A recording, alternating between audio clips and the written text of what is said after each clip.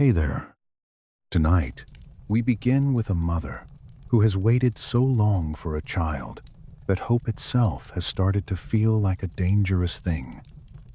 And when the answer finally comes, it does not arrive wrapped in peace. It arrives with struggle in the womb, a prophecy that overturns the natural order, two boys already at war before they have seen daylight, and a family that will carry this tension like a hidden ember for years. If you enjoy these slow journeys into old stories, you can gently like the video and subscribe. Now let the room grow dim. Let your shoulders soften. Let your jaw unclench. Breathe in slowly and breathe out even more slowly, and settle here with me beside the fire. The night around us is quiet now, but the story we are entering is not quiet at all.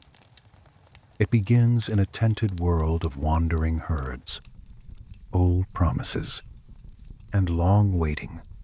Isaac, son of Abraham, carries the weight of inheritance on his shoulders.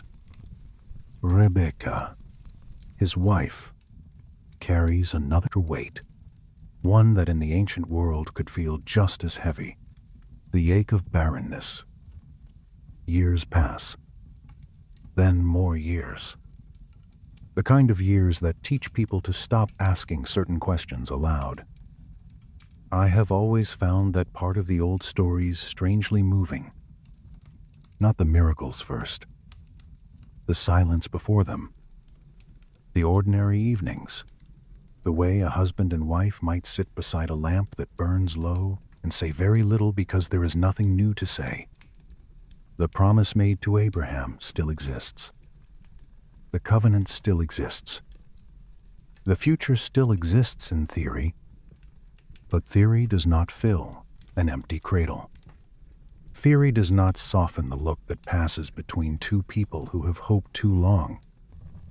The source text tells us Isaac prayed for Rebekah because she was barren, and the Lord answered him. That sentence is short. The life inside it is not. 20 years is a very long road to walk while waiting for an answer. You can almost feel those years if you slow down enough. Dust gathering at the hems of garments, seasons turning, lambing in spring, dry heat in summer, wind at night across the camp, the daily work of tending animals, preparing food, folding cloth, moving with the seasons, and all the while, that absence sitting inside the household like an uninvited guest who refuses to leave. Perhaps there were evenings when Rebekah said almost nothing at all. Perhaps there were mornings when Isaac prayed with fresh confidence, and others when the words came out tired and thin, because repeated prayer can feel noble from the outside and exhausting from the inside. You know that feeling when a hope becomes so old that speaking it aloud begins to sound embarrassing, even to yourself. Ancient people knew that feeling too. The Bible is often brisk with time, but the human heart inside the time is never brisk. Then, at last, Rebekah conceives.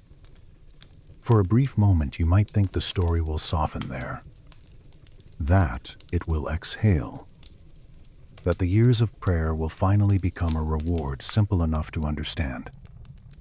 But old sacred stories are rarely so tidy. The child promised often arrives carrying trouble with him, and in this case, trouble arrives in duplicate.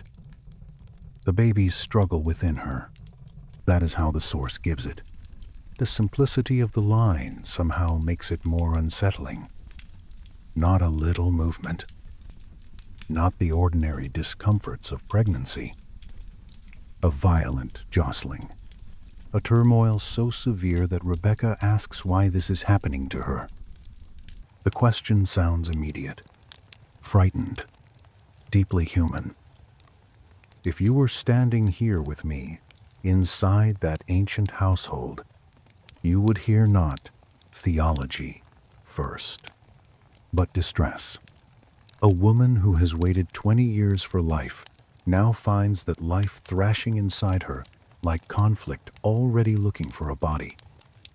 She goes to inquire of the Lord, and the answer does not soothe so much as reveal. 2 nations are in your womb. 2 peoples will be separated from within you. One will be stronger than the other, and the older will serve the younger. That last line falls like a stone into still water. The older will serve the younger. In the ancient world, that is not a small detail. It overturns expectation. It disturbs custom. It suggests that even before birth, the household is being rewritten according to a logic that does not care very much for human habits. The firstborn should lead. That is how people understand the world. Yet here, before anyone has even seen the children, the order is already bent. This is one of the places where Jacob's story becomes quietly unnerving. Fate does not wait until adulthood. Rivalry does not begin with insult or theft or favoritism. It begins in darkness, before language, before memory, before anyone can claim innocence with much confidence. 2 lives press against each other before the world has even made room for them. When the time comes, the birth itself feels almost theatrical in its contrast. The first child emerges red and hairy, wild-looking from the first breath, and he is named Esau. Then comes the second, Jacob, gripping his brother's heel, as if even now he cannot bear to arrive without contesting the order. It is such a vivid image that it has survived for thousands of years. 1 child ahead, 1 hand reaching after him, the whole future hidden inside a gesture no bigger than a newborn's grasp. You can almost picture the room if you linger there a moment. Midwives bent over their work. The close smell of sweat, oil, wool, and packed earth. A lamp, trembling faintly in air, made tight by labor. Then the first cry. Then the second. Rebekah exhausted. Isaac waiting just beyond the curtain or just outside the threshold. Whatever the custom of the household permits. Someone lifting the red child. Someone noticing the heel gripped in the hand of the second and saying his name out loud for the first time.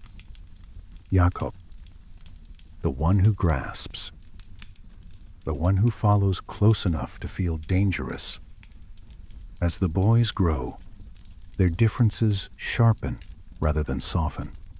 Esau becomes the child of the open country, a hunter, physical, direct, alive in the field and in the chase. Jacob remains nearer the tents, quieter, more inward, more observant. The contrast is almost too neat, which is perhaps why it feels so timeless. 1 son carries the smell of earth and animals and sun. The other carries thought, patience, and a kind of stillness that can be mistaken for gentleness until it suddenly is not. Their parents do not help matters. Isaac loves Esau. Rebekah loves Jacob. The text says it so plainly that it almost feels brutal. We often like our family stories softened at the edges, but this one is not especially interested in pretending. Preference exists. It settles into the home like weather. 1 parent turns a little more brightly toward 1 son.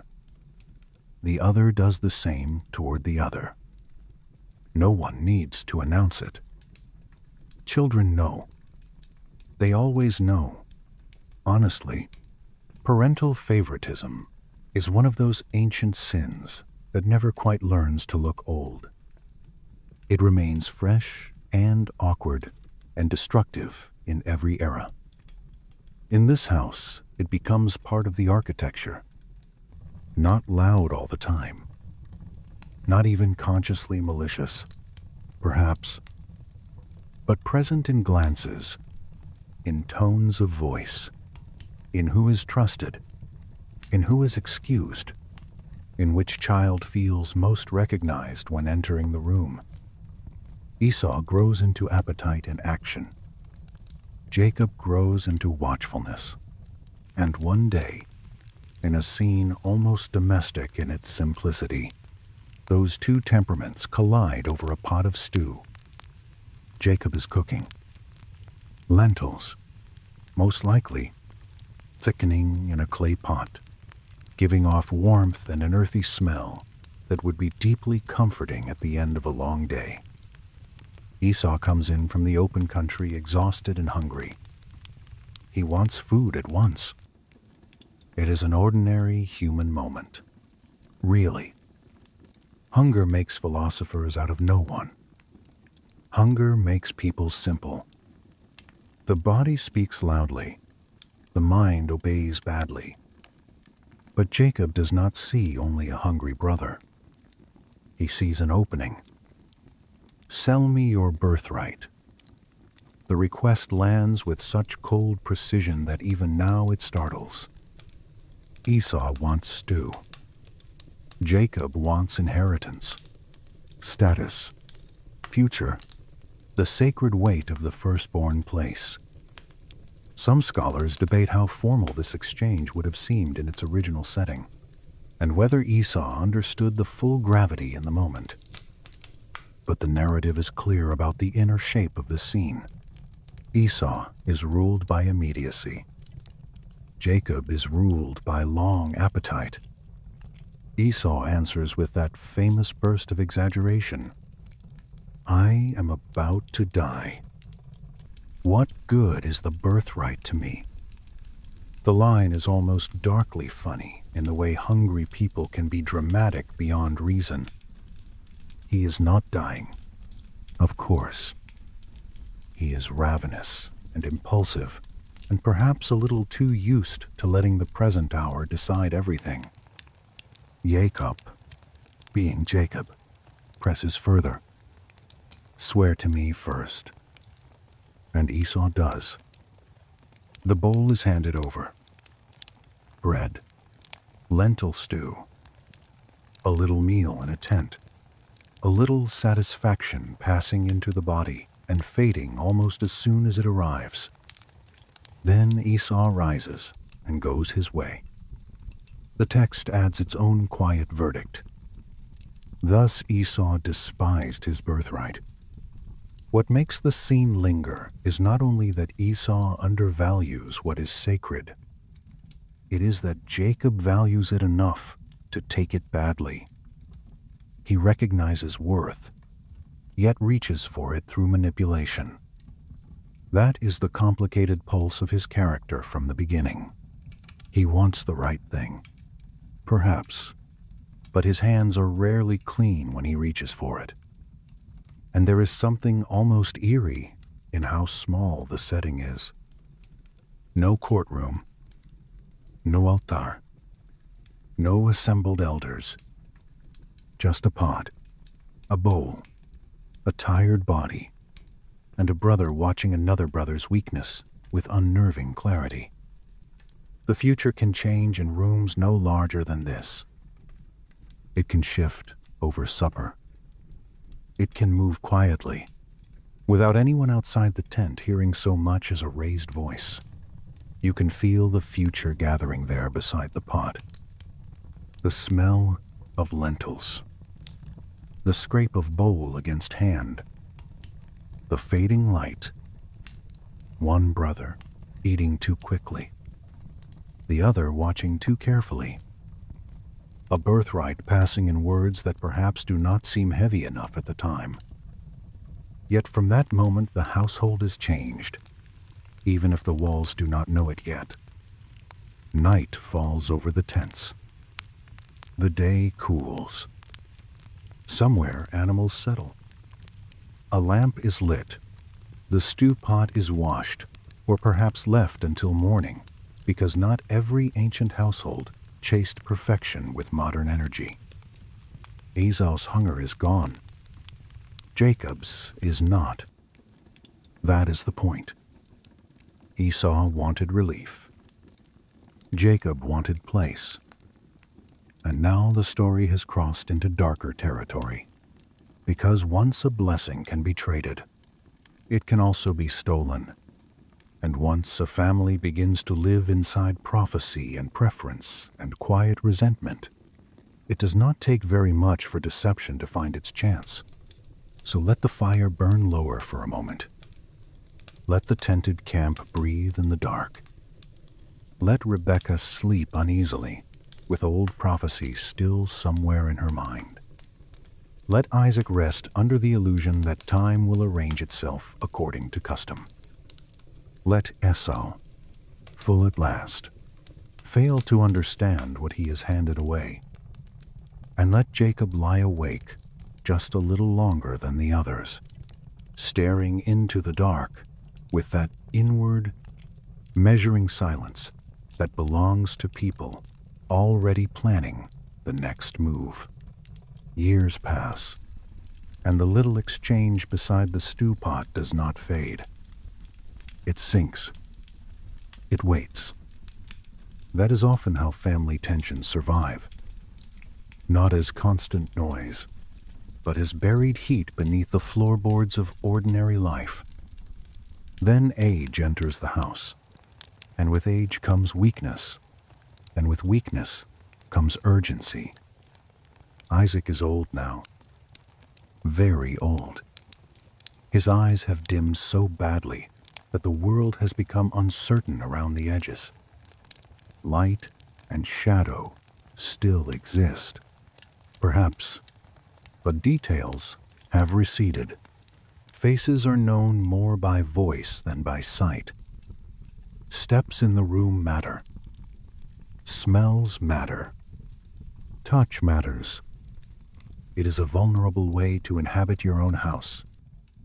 The old patriarch, who once walked strongly through a world of tents and herds, now waits indoors, with his blessings still in his mouth, and death, as he believes, somewhere near. He calls for Esau. The moment is quiet at first. Father and son, the old preference still intact. Isaac asks for hunted game, the food he loves, prepared and brought to him so that he may bless Esau before he dies. It is a domestic request and a monumental one at the same time. The meal matters.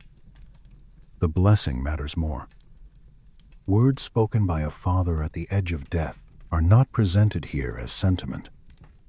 They are binding, prophetic, heavy enough to shape generations. Rebekah hears. I have always found it strange that some of the most explosive moments in old stories begin with listening at the edge of a room.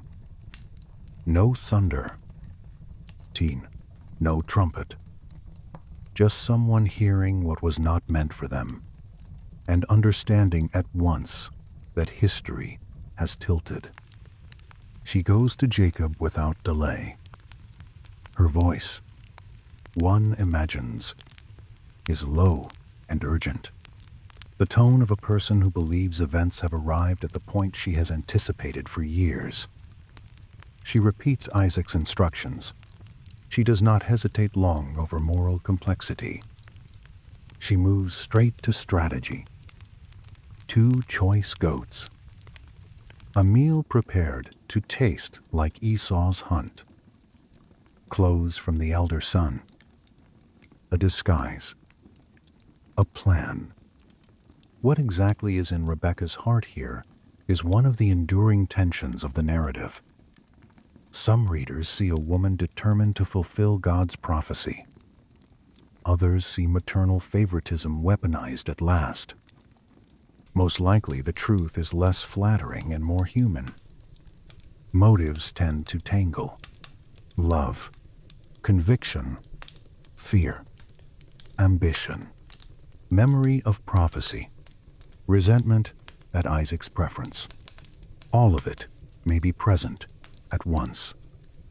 People rarely sin for one reason only. Jacob hesitates, though not in the way a saint would hesitate. He is not appalled by deceit itself. He fears discovery.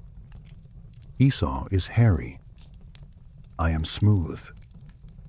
If father touches me, I will seem to be mocking him and bring a curse upon myself instead of a blessing. That line reveals him perfectly. Not innocent. Calculating. Afraid of failure more than wrongdoing.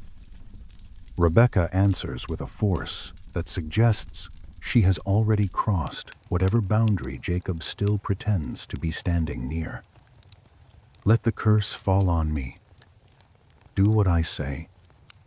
Then the machinery of deception begins. Goats are taken. Meat is prepared. The room fills with cooking smells, savory and rich, exactly the kind Isaac loves. Esau's clothes are brought out, and that detail carries more intimacy than we sometimes notice. His clothes, the garments that hold his scent, the field, the outside world. The son Isaac has always recognized, partly by smell and appetite. Rebekah dresses Jacob in them. Then she binds the smooth skin of his hands and neck with goat skins. It is an almost theatrical disguise. Yes, but also disturbingly physical. Identity in this story is not abstract. It is textured, worn, smelled, touched. Imagine Jacob standing there before he enters Isaac's room. His brother's clothes heavy on him, goat skin strapped against his flesh. The plate of food warm in his hands, bread beside it, the smell of meat rising, his pulse loud, the old house quiet around him. Somewhere outside, perhaps, Esau is still in the field, moving confidently toward a future he thinks is secure.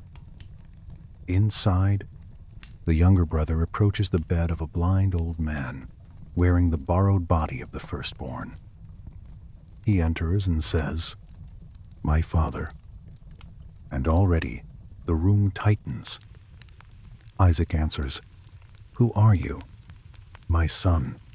Jacob replies, "I am Esau, your firstborn." The lie is simple. That is what makes it severe. No flourish, no ornament, just a direct occupation of another person's place. He adds that he has done as instructed, asks Isaac to sit up and eat, so that the blessing may be given. But Isaac is suspicious almost at once. "How did you find it so quickly, my son?" Jacob answers with a line that makes the deception darker. "The Lord your God gave me success." It is one thing to lie for gain. It is another to drape the lie in God's name. The old story does not rush past that detail, and neither should we. It tells us that Jacob's hunger for blessing has not yet taught him reverence. He is willing to use sacred language as camouflage. Isaac asks him to come nearer. This is one of the most tense moments in the whole narrative, and it unfolds so slowly. An old man, sitting upright in dimness, hands lifted uncertainly. A son stepping forward in borrowed clothes. The rustle of fabric, the smell of cooked meat still in the room. Perhaps candlelight or daylight muted through woven coverings. Isaac reaching out not with sight, but with fingers. He touches Jacob and says the line that has echoed through centuries. The voice is Jacob's voice, but the hands are the hands of Esau. You can feel his confusion. Hearing and touch disagree. Instinct and evidence pull in different directions. Yet in the end, he trusts the more material sense. The hands feel right. The clothes smell right. The food is right. And old age, perhaps, is tired. Suspicion cannot always overcome the desire for certainty. So Isaac eats. There is something heartbreaking in that act. The trusting father receiving the meal. The old ritual proceeding. He drinks wine. He asks for a kiss. Jacob comes close. Isaac smells Esau's garments and begins to bless the son before him. The blessing itself is full, beautiful, dangerous in its beauty. Heaven's dew, earth's richness, grain, new wine, nations serving, peoples bowing, lordship over brothers, blessing upon those who bless him, curse upon those who curse him. It is abundance, power, covenantal momentum, a future spoken aloud and set loose into the world. And it cannot be called back. Jacob scarcely leaves the room before Esau returns. That timing matters. The source script emphasizes it, and rightly so. He has scarcely left his father's presence. The deception and the revelation are almost touching at the edges. Esau comes in from hunting, carrying the real game, the real labor, the real confidence of a son who believes the pattern of the world is still intact. He prepares the meal, brings it in, and says, "Let my father arise and eat of his son's game, that you may bless me." Who are you? I am Esau, your firstborn. Then Isaac trembles violently. That detail should never be rushed. Not merely surprise, trembling. The body of an old man, registering moral shock before the mind can fully organize it. He asks, "Who then brought me food? Who received the blessing?" And then comes the terrible recognition. I blessed him, and indeed he shall be blessed. Some scholars note that this moment suggests Isaac finally perceives the deeper current beneath the household conflict, that God's purpose has outrun his preference. That may be true, but the human scene remains devastating either way. Esau hears the words and breaks open in grief.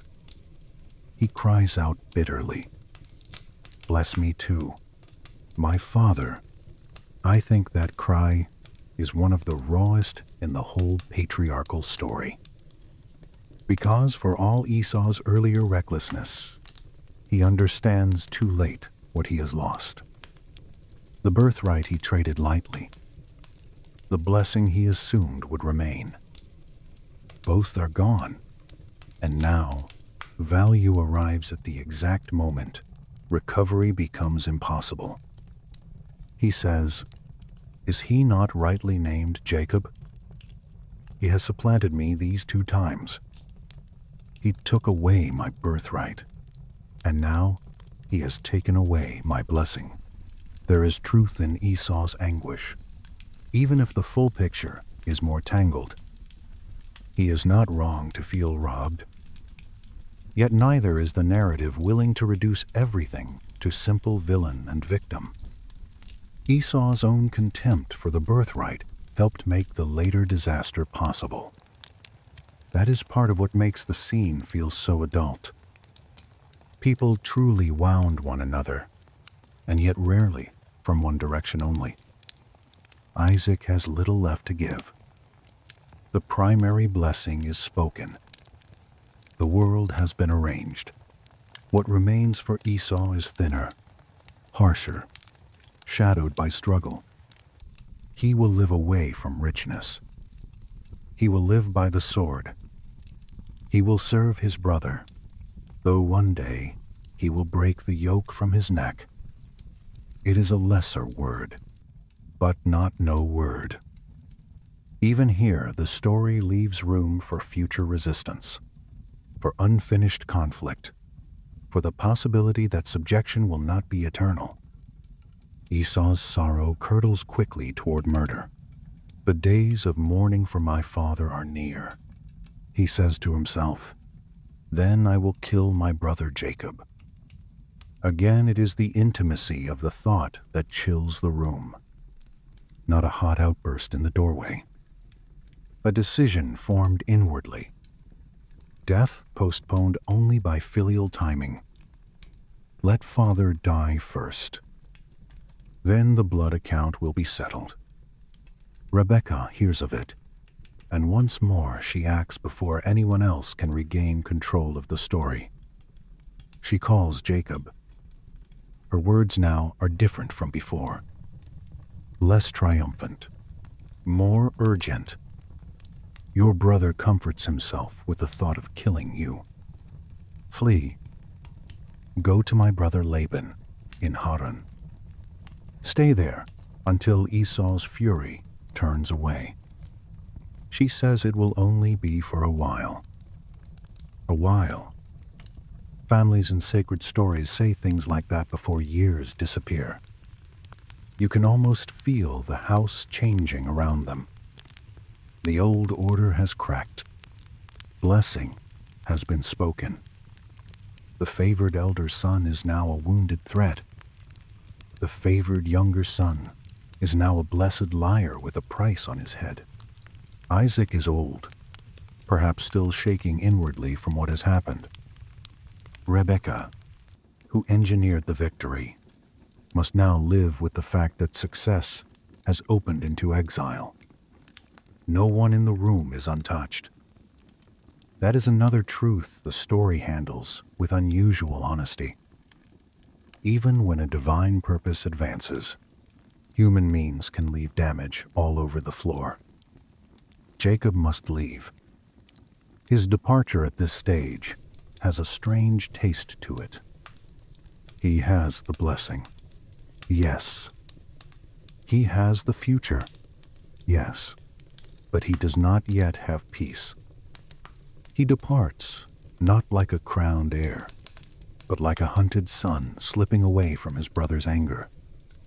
The house behind him holds his blind father, his grieving mother, the brother he has outmaneuvered, and the smell of a meal that changed everything. Night gathers outside.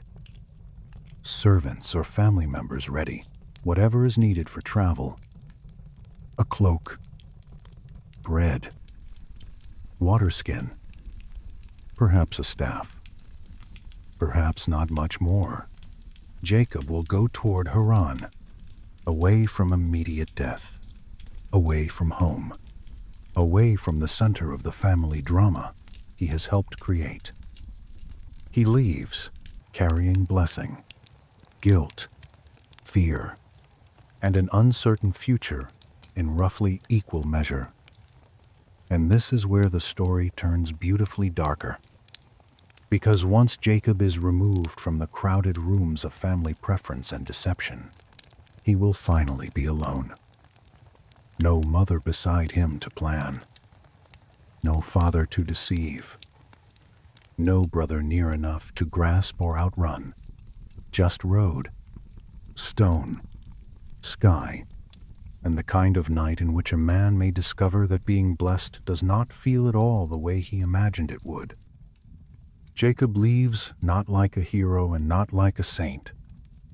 He leaves with a blessing on him and fear behind him, which is a very uneasy combination. The road out of home feels longer because every step is carrying more than one thing. He is carrying his mother's urgency, his brother's hatred, his father's spoken future, and the bitter knowledge that none of it was obtained cleanly. Dust rises under his sandals. The day leans toward evening. Home rechedes. There is something especially lonely about the first night of exile. A man can live for years inside family noise without understanding how much company has shaped him. Then suddenly he is outside all of it. No mother's voice from the next tent. No father's cough somewhere in the dark. No brother moving nearby, whether in friendship or tension. Just open land, dimming light, and the sort of silence that makes a person hear his own thoughts too clearly. The source story moves quickly here, but the night itself surely did not. The sun lowers. The color drains from the hills. The air cools in small, unnoticed degrees until it is no longer gentle. Jacob walks until he can walk no farther, then stops because the day has ended, rather than because he has found anything worthy of being called shelter. This matters. He is not arriving at an inn, or a friend's house, or a planned resting place. He is simply a man on the run who has reached the edge of his strength. He finds a stone and sets it beneath his head. I have always found that detail almost painfully human, not because it sounds comfortable, because it certainly does not, but because it captures the poverty of the moment so exactly. A stone for a pillow. The man who now carries Abraham's blessing cannot even manage a proper bed for the night. If you were standing there with me under that darkening sky, you might almost laugh at the irony, though softly, because Jacob himself is probably too tired to appreciate the joke. The ground is hard beneath him. The earth still holds some of the day's warmth at first, but only at first. Night has a way of drawing stored heat away slowly, almost politely. Above him, the sky opens wider than any roof he has known. A few stars appear. Then more. The last bands of daylight withdraw from the horizon. Somewhere in the distance, there may be the sound of animals moving, or wind brushing low shrubs, or nothing at all except the strange loudness of his own breathing. And here, in this unplanned, uncomfortable, unguarded place, God chooses to speak. That is one of the deep surprises of Jacob's life. He is not visited in the middle of moral triumph. He is not kneeling in pure devotion after a noble deed. He is a fugitive, a deceiver, a son who has just torn his own household open and fled the consequences. And yet it is precisely here, with dust on his cloak and a stone beneath his skull, that heaven opens.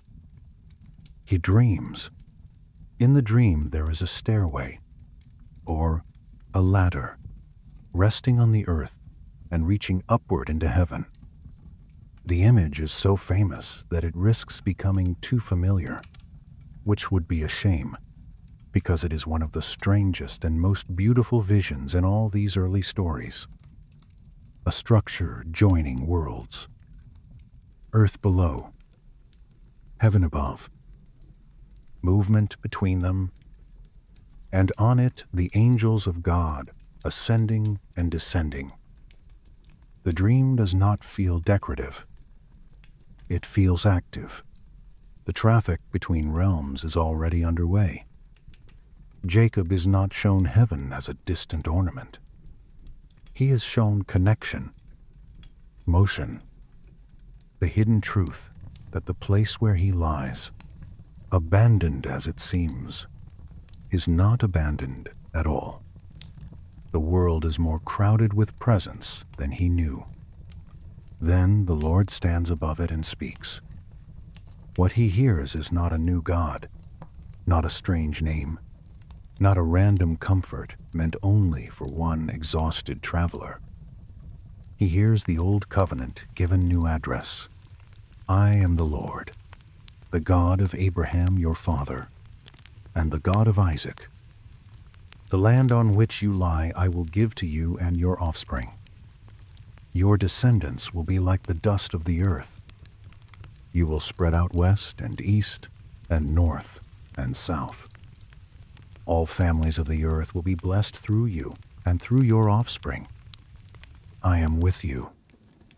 I will keep you wherever you go. I will bring you back to this land. I will not leave you until I have done what I have promised. The words gather around him like shelter. Land, descendance, presence, return, not because he has earned them that day, but because God has chosen to bind his own promise to a flawed and frightened man. Some readers find that troubling. Some find it consoling. Most likely it is both. If you linger in the dream for a while, it becomes even more affecting. Jacob lying there in the dark, the stone beneath his head, the open sky above, the invisible distance between earth and heaven suddenly made visible in a form he can bear to see.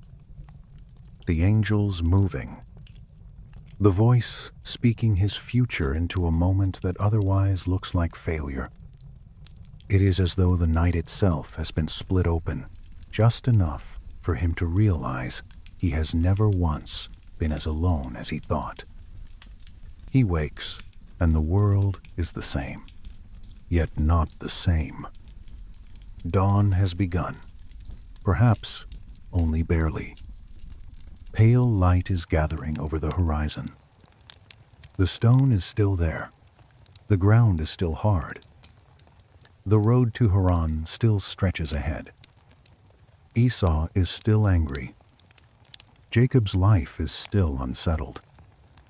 And yet the place itself has changed, because he has changed in it. Surely the Lord is in this place, and I did not know it. That line carries such softness and such shock together. It is not the declaration of a polished theologian. It is the startled confession of someone who has discovered that reality is thicker than he imagined.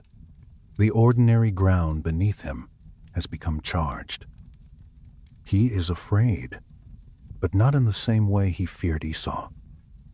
This is a cleaner fear. The kind that makes language slow down. How awesome is this place? This is none other than the house of God, and this is the gate of heaven. Again, he is not in a temple. He is not in a holy city. He is in the middle of somewhere. That is the scandal and comfort of the scene. The gate of heaven has appeared in a place where a fugitive fell asleep on a rock. God has met him not after his life was resolved, but while it was still raw. Jacob rises early. The dawn is clearer now. The chill of the night remains in the ground, but light has returned enough for work. He takes the stone that had been under his head and sets it upright. That gesture matters. The hard thing that held his discomfort becomes the marker of revelation. Then he pours oil on top of it, anointing the place, making visible what he now believes about the invisible. The stone becomes memorial, witness, a rough and solitary altar to a night that has altered everything. He names the place Bethel, house of God, though the place had been called Luz before. Naming is always powerful in Jacob's story. People are named. Places are named. Futures are named before they are understood. And here he names the ground itself, because he does not wish to pass through this morning as though nothing has happened. Then he makes a vow. If God will be with me and keep me on this way that I go, and give me bread to eat and clothing to wear, so that I return in peace to my father's house, then the Lord shall be my God. This stone, which I have set up for a pillar, shall be God's house. And of all that you give me, I will give 1/10 back to you. Some readers hear bargaining in that vow, and perhaps there is some bargaining in it. Jacob is still Jacob. He has not become simple overnight, yet there is also something genuine here, the first clear movement of personal devotion. Up to now, God has been the God of Abraham, the God of Isaac, the God attached to family story and inherited promise. Here, for the first time, Jacob begins to speak as though that God may become his God too. It is not a polished conversion. It is not a speech one would frame and hang on a wall for its elegance. It sounds like a man trying to enter trust while still speaking the language of need. Bread, clothing, protection, return. He is not pretending to be above such things. The road ahead is too real for that. But the relationship has shifted. He has been found in his loneliness, and he knows it. The morning after, such a dream must have felt different in the body. The same cloak, the same dust, the same hunger perhaps, but a changed atmosphere around the road itself. Jacob continues toward Haran not merely as a fugitive now, but as a fugitive who has seen heaven bend toward the earth where he slept. That does not make the coming years easy. In fact, they will be full of fresh complications. Labor, longing, deception returned upon his own head. It does mean he walks forward, carrying a promise that did not originate in his own scheming. He leaves the stone standing behind him. Light spreads more fully over the land. Birds begin somewhere in the brush. The world resumes its ordinary motions, and yet the memory of the dream remains suspended over everything like the last cool breath of dawn. The road turns east. Haran waits. Love waits there, and disappointment, and years of labor that will remake him in ways he cannot yet imagine. For now he walks, one man under a widening sky, with dust on his sandals, oil on a stone behind him, and the gate of heaven still bright in his memory. The road to Haran is longer than a frightened man would like, and shorter than a changed man will one day remember. Jacob continues eastward with Bethel behind him and uncertainty ahead. The world around him is broad, stony, and indifferent in the way travel landscapes often are. Dust clings to the hem of his garment. Sunlight hardens the edges of the day. He walks because there is nothing else to do, and because motion is sometimes the only kind of hope available. At last he reaches the land of the eastern peoples, and here the story takes on a new mood. The loneliness of the road gives way to the practical life of wells, flocks, shepherds, and family names spoken with cautious recognition. He sees a well in the field.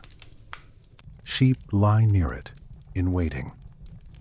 A large stone covers the mouth. It is a communal place, a place where labor and timing matter, where people gather not for ceremony but because water demands arrangement. Jacob begins asking questions. Where are you from? Do you know Laban? Is he well? It is the sort of conversation that sounds simple when written down, but if you imagine the strain under it, the scene sharpens. He is tired. He is away from home. He is searching for the branch of family that may either receive him or not. Every answer matters. Then Rachel appears with her father's sheep. The narrative has the confidence to let this entrance change the air at once. Here comes his daughter Rachel with the flock. It is an ordinary arrival, and not ordinary at all. Jacob sees her, and something in him moves with a force that has been absent from the road scenes. Travel can make a person feel reduced to survival. Then one face appears, and suddenly the body remembers another language. Longing, astonishment, relief. He goes to the well and rolls the stone away. That detail is worth slowing down. The stone is large. The shepherds had explained that it is usually moved only when all the flocks are gathered. Yet Jacob, seeing Rachel, crosses the space and shifts it himself. Desire can make a person briefly stronger, or at least less aware of effort. You know that feeling when the body forgets to negotiate with tiredness because the heart has already decided. Perhaps it is not elegant, but it is very human. Water is drawn. The sheep drink. And then Jacob kisses Rachel and begins to weep aloud. I love that moment because it refuses to make him stylish. He is not cool. He is not guarded. He is overwhelmed. The road, the fear, the long journey, the strange relief of finding kin, the beauty of Rachel, all of it breaks open at once and comes out as tears. It is one of the first places in Jacob's story where his emotion moves faster than his calculation. Rachel runs to tell her father, and Laban comes out to meet his sister's son. The welcome is warm. There is embracing, kissing, hospitality, the sort of family language that can feel like shelter after too many nights exposed to uncertainty. Jacob tells his story. Not every detail, perhaps, but enough. Who he is, why he has come, the thread of kinship between them.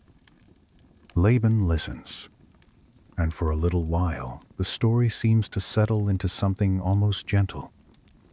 You are my own flesh and blood, Laban says. It sounds comforting, and perhaps in that first month, it truly is. Jacob remains with him.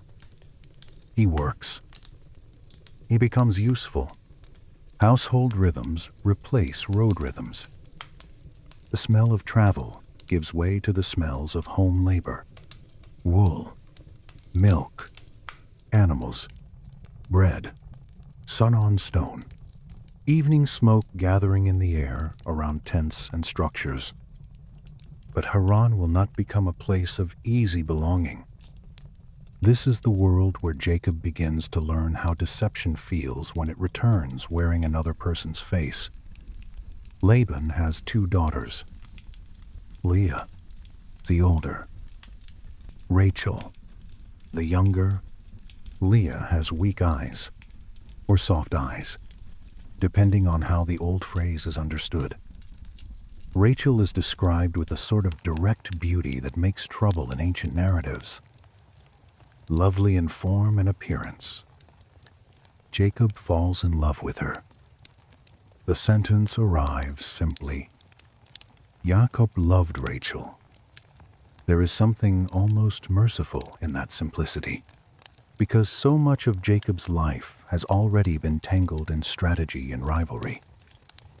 Here, at least at first, desire is clear. He wants Rachel. He knows it. He is willing to build years around it. Laban, ever practical, asks the question that men like him tend to ask sooner rather than later. Because you are my kinsman, should you therefore serve me for nothing? Tell me, what shall your wages be? Jacob answers with astonishing directness. I will serve you 7 years for your younger daughter Rachel. 7 years. The scale of it should be felt. Not a gift. Not a small bride price. 7 years of labor. It sounds both romantic and severe, which is usually how the most memorable promises sound. Laban agrees. Better I give her to you than to another man. Stay with me. And so Jacob serves 7 years. The source says they seemed to him but a few days because of his love for her.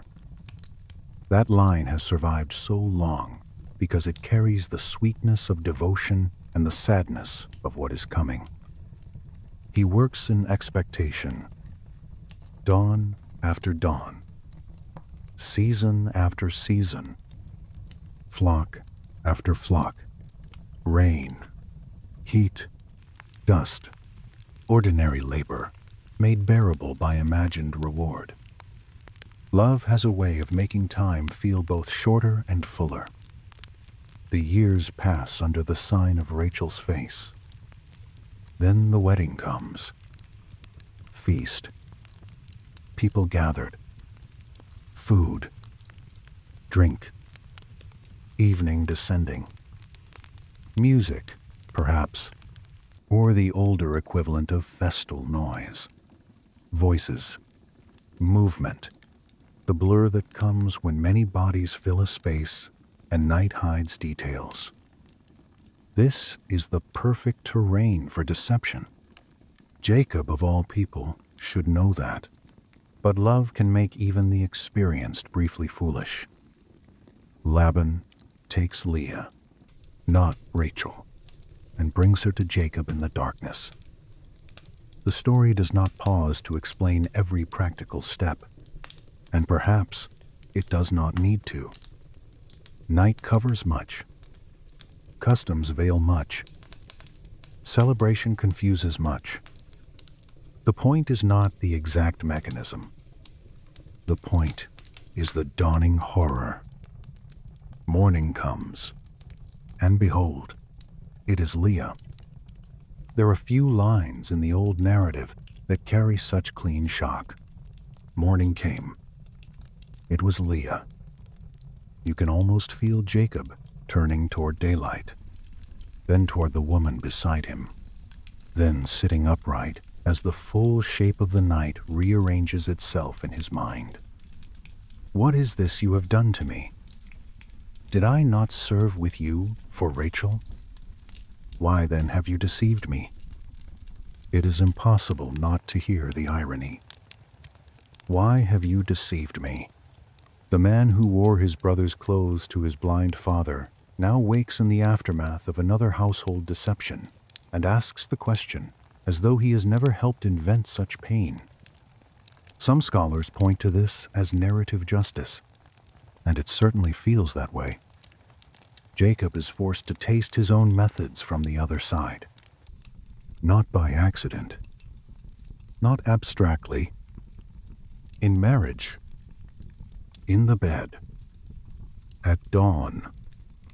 Laban answers without apology. It is not done so in our country. To give the younger before the firstborn, the older must come first. There is almost a cold humor in that explanation, because the logic mirrors Jacob's own life too closely to miss. The older before the younger, that principle has haunted him from the womb. He contended against it with Esau.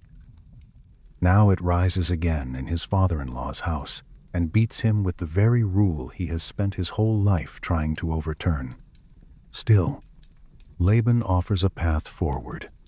Finish the bridal week with Leah. Then Rachel will also be given, in return for another 7 years of labor. And Jacob accepts. He finishes the week. Rachel is given to him too. He loves Rachel more than Leah. The sentence is as stark as the earlier preferences in Isaac's house.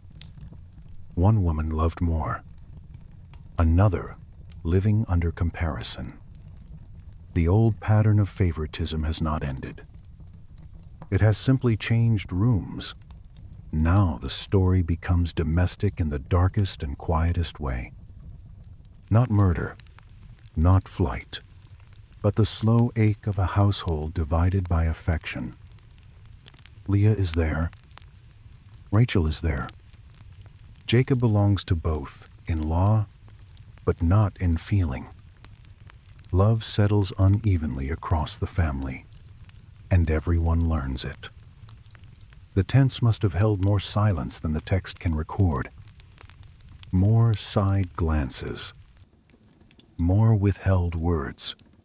More nights where one wife knew the other was preferred and could do nothing except continue breathing inside the arrangement history had made for her. Then children begin to come, and the tension only deepens. The Lord sees that Leah is hated or unloved and opens her womb. Rachel remains barren. That alone is enough to set grief moving through the family, because in this world, motherhood is not merely personal fulfillment. It is status, continuity, affection, proof, hope. Leah bears a son and names him Reuben, saying the Lord has looked upon her affliction. Another son, Simeon. Then Levi. Then Judah. The names themselves carry longing, protest, hope that perhaps now her husband will see her differently. Those naming moments are among the saddest in Genesis if you listen closely. A mother receives a son and wraps him in the wish that this child might make her more loved. A family grows, and yet the emotional wound at its center does not close. Rachel, still without children, feels the pressure intensely. "Give me children, or I shall die," she says to Jacob. The line is desperate, and Jacob's answer is not especially tender. Am I in the place of God? Even here, inside a promised family, pain does not always produce gentleness. Sometimes it produces sharpness because sorrow is tired of being handled carefully. Rachel gives her servant Bilhah to Jacob. Leah later gives her servant Zilpah. Children are born through them as well. Dan, Naphtali, Gad, Asher. Then Leah bears again, Issachar and Zebulun, and later a daughter, Dinah. At last, Rachel conceives too and bears Joseph. The household is now full of names, cries, milk, rivalry, sleep broken by children, older siblings watching younger, mothers counting love in glances and births and nights spent where. It is a large family, and a tense one. The source material moves through these births with speed, but if you slow down, you can feel how exhausting this life must have been. Dust in the tents, fabric never fully still, water jars, cradles, infants waking in darkness, sisters who are also wives, a man moving between them, servants carrying messages and blankets and grudges in equal measure. The years in Haran are shaping Jacob, though perhaps not yet healing him. He is no longer simply the younger son hiding behind his mother's strategy. He is husband, labouré, father, and also the recipient of another man's cunning. The old Jacob who could manipulate a hungry brother now learns what it is to be trapped inside a household arrangement he did not choose. That does not make him innocent. It makes him more human, more weathered, less able to imagine that consequences only happen to other people. And still the promise of God has not failed. Even in this tangled domestic world, the great nation is beginning in cries and milk and jealousy and names spoken over newborns in the dark. It begins not in perfection, but in frailty and rivalry and divided affection, which, honestly, feels exactly like the sort of place God has always liked to begin. As the years gather and the sons multiply, another change begins to stir. Joseph is born, and with him, something in Jacob starts turning again toward home. Haran has given him love and disappointment, labor and family, but it will not keep him forever. The road that once brought him here as a fugitive will one day call him back as something harder to define. A man enlarged by blessing and bruised by life. Still not finished. Still not simple. Still moving toward a future that will cost him even more than he yet knows. Joseph's birth does not solve Jacob's life, but it changes the direction of his longing. For years, Haran has held him in a web of labor, desire, domestic rivalry, and slow increase. He has gained wives, psalms, daughters, the servants, and the tired wisdom that comes from being deceived by a man who can smile while doing it. Yet when Joseph is finally placed in Rachel's arms, something old inside Jacob turns toward home. Home is still dangerous in memory. Home is where Esau once swore revenge. Home is also where promise waits. Those two truths have walked beside Jacob for years, and now they begin pulling at him with new force. He goes to Laban and says, "Send me away, that I may go to my own home and country." The request sounds simple, but it carries years of unspoken weight. Jacob has spent himself in another man's household. He has labored through heat, dust, births, tears, marriages, and the sour lessons of family politics. He is no longer a lone fugitive with a staff. He has become a moving world. Wives, children, with servants, animals, goods, memories, grievances, and fragile hopes.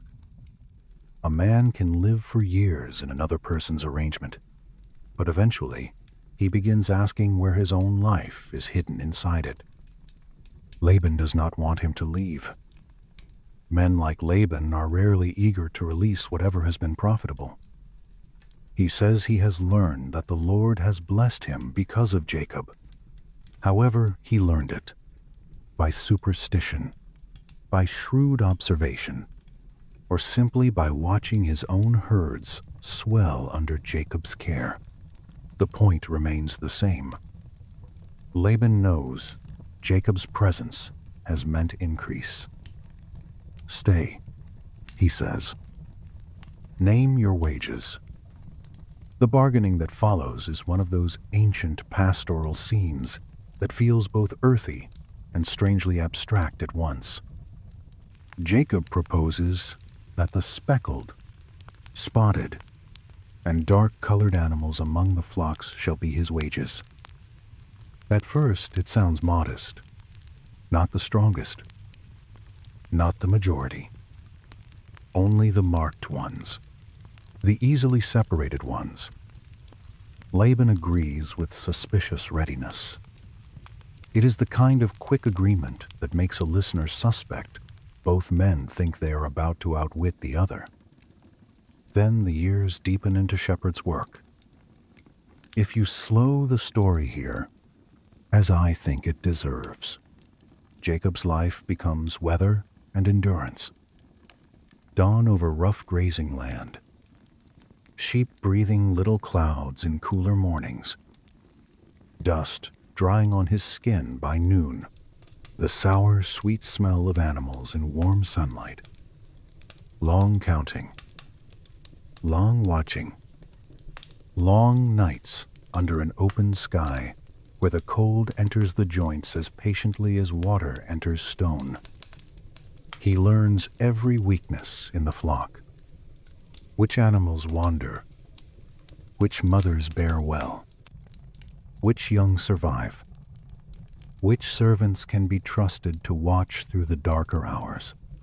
The old story preserves curious details about rods and watering troughs. Details some readers take literally and others treat as the language of ancient animal lore. However one understands it, the outcome is plain. Jacob's share increases, and increase does what increase always does in families. It sharpens the edges of everyone else's attention. The flocks marked for Jacob become larger. Servants gather around him. Wealth begins to cling to his name. Camels, donkeys, strong animals, stronger independence. Laban's sons start muttering that Jacob has taken what belonged to their father. It is not an entirely fair accusation, but fairness is usually the first thing to limp when money and inheritance enter the room. The very blessing that proves God's favor also provokes human envy. A man prospers, and suddenly every old transaction is reinterpreted against him. Jacob notices that Laban's face is no longer toward him as before. I have always liked that phrase because it describes so much with so little. No speech yet. No final break. Just the altered face. A man who once leaned toward you now leans away. A tone gone colder. A pause grown heavier.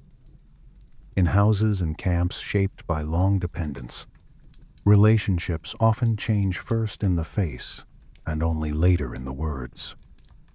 Then God speaks again. Return to the land of your fathers and to your kindred, and I will be with you. The command does not erase practical danger. It makes practical danger unavoidable. Jacob is no longer a solitary traveler. He is responsible now for wives, children, thirster, tents, goods, and moving wealth. Departure will require secrecy, speed, courage, and a willingness to tear the last thread binding him to Laban's authority. He calls Rachel and Leah into the open field, away from listening walls and passing servants. And there he speaks plainly. Your father's face has changed toward me. He has cheated me and changed my wages again and again. Yet God has not allowed him to harm me. The old grievances come out with the force of stored weather. It is one of the most revealing household scenes in Jacob's story. Rachel and Leah, women so often placed in rivalry, answer with one voice. Is there any portion left for us in our Father's house? Are we not counted by him as strangers? He has sold us, and he has spent what was ours. Their words matter because they show how clearly they see the house they came from. Whatever pain has existed between them, they agree on this. Laban's shelter has become another form of possession. Their future cannot remain there. So the departure begins in secrecy. There is something almost breathless in the pace of it. Laban is away shearing sheep. Jacob, rise. Orders move quietly through the camp. Children are gathered. Goods are packed. Animals are driven into motion.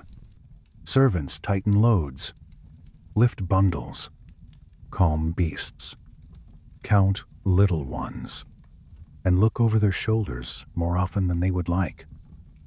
The whole slow wealth of the household begins to move westward, away from the place where it was gathered. Rachel steals her father's household gods. That detail has always carried a strange charge. Why does she do it? To secure some claim. To wound her father. To keep what she fears may still hold power. To act with the same family cunning she has lived among all her life. We cannot be certain. The story leaves her motive dim, and perhaps that dimness suits the act. Hidden things are taken during hidden departures. The caravan moves through dust and uneven light. Children nod into half-sleep against older bodies. Mothers count them in the morning and count them again when the light begins to fail. Servants glance backward as often as forward. Jacob knows pursuit will come if Laban learns too soon. That is one of the true anxieties of flight. The road ahead may be hard, but the road behind feels alive with accusation. Any distant movement can become a feared arrival. And Laban does pursue. 7 days later, he overtakes them in the hill country of Gilead. Before that confrontation, the story grants another dream. This time, to Laban. God warns him in the night not to say anything to Jacob, either good or bad, or not to cross the line into certain kinds of speech and violence. The warning does not make Laban kind. It restrains him. That is often how divine protection works in these stories. Not by removing danger, but by placing an unseen hand against its throat. When Laban arrives, the confrontation is sharp and full of offended authority. Why did you flee secretly? Why did you deceive me? Why did you not allow me to kiss my daughters and grandchildren goodbye?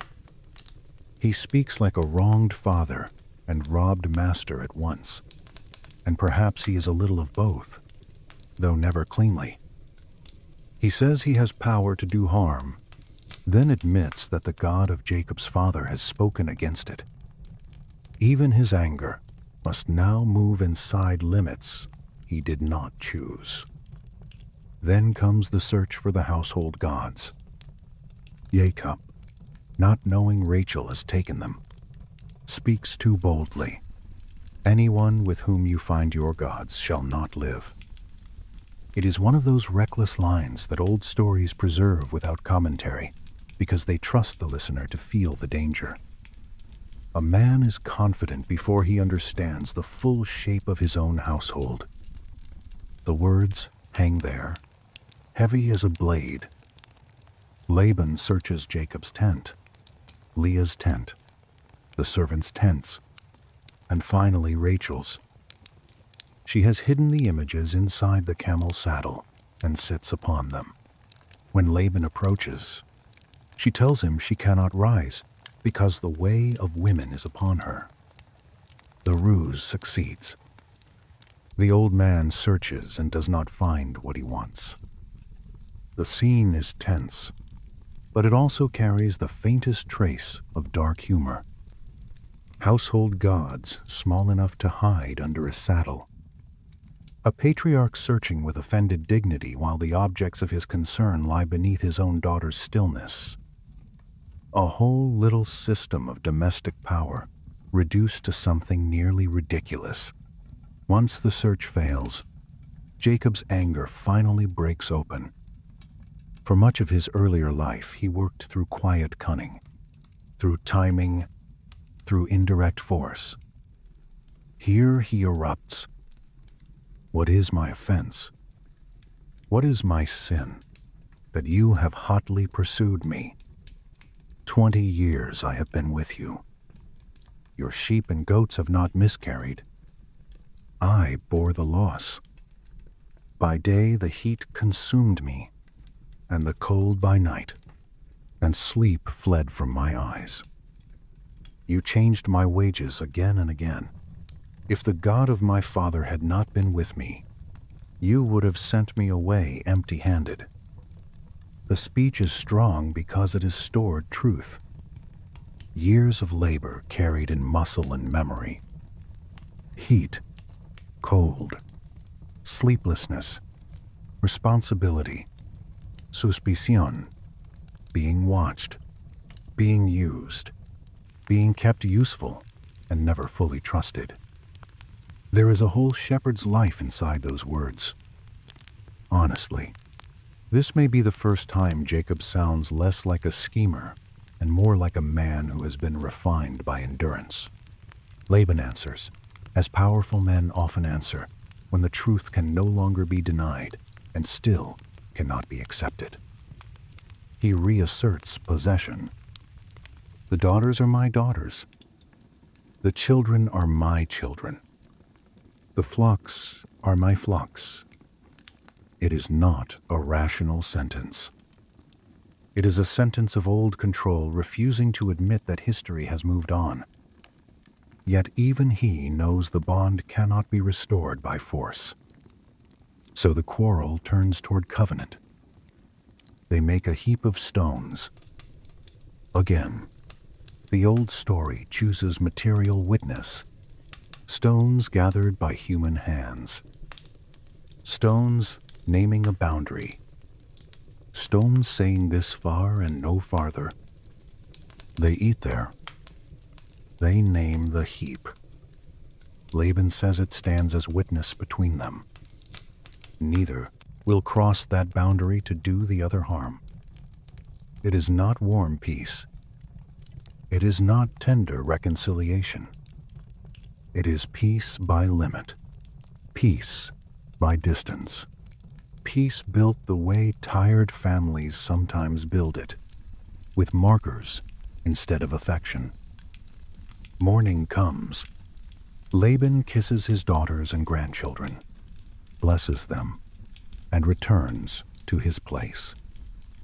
The farewell is thinner than the old welcome. Something has ended.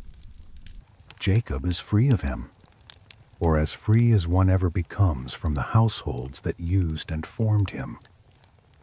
Dust settles over the stones. Voices fade in the hills. The air after confrontation feels almost too quiet. And Jacob continues. The striking thing is that after this hard-won separation, the next danger is not behind him, but ahead. Laban is gone. Haran is gone. The years of labor and domestic entanglement are behind him. Yet freedom has delivered him directly toward the oldest fear still living in his future. Esau. You can feel the road narrow under that realization. The past is no longer at his back.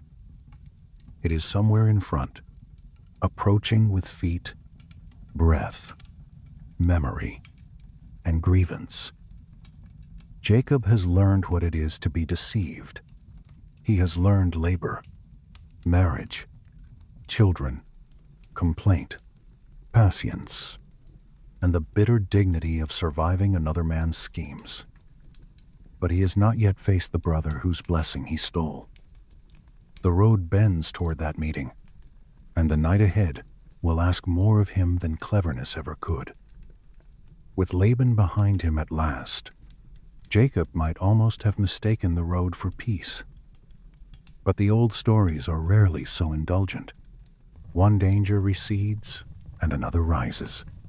And often the older danger is the deeper one because it has had more time to gather force. Ahead lies the brother he wronged. Ahead lies Esau, not as memory now, but as approaching fact. Before that meeting comes a small and startling sign. Angels of God meet Jacob. The text gives it briefly. but the effect is large. Another moment when the invisible world draws near just as the visible one becomes most threatening. Jacob sees them and says, "This is God's camp." And he names the place Mahanaim, 2 camps. The phrase lingers over everything that follows. His camp. God's camp. Human fear moving beside divine accompaniment, though never in a way that fully cancels the fear. He sends messengers ahead to Esau in the land of Seir. The words he chooses are cautious, careful, almost ceremonially humble. He calls Esau his lord. He calls himself your servant Jacob. He mentions flocks, herds, servants, and his desire to find favor in his brother's sight. It is diplomacy shaped by guilt. He is trying to cross years of injury with careful titles and lowered voice. The messengers return with news that drains the road of whatever lightness remained. Esau is coming to meet you, and 400 men are with him. 400. The number falls into the story like iron. It may be an escort. It may be honor. It may be vengeance with company. Jacob has no way to know, and that uncertainty becomes its own terror. This is one of the places where the old narrative feels almost painfully modern. When the meaning of danger is unclear, the mind does not wait kindly. It runs to the harshest explanation. Esau is not merely coming. He is coming prepared. Jacob is greatly afraid and distressed.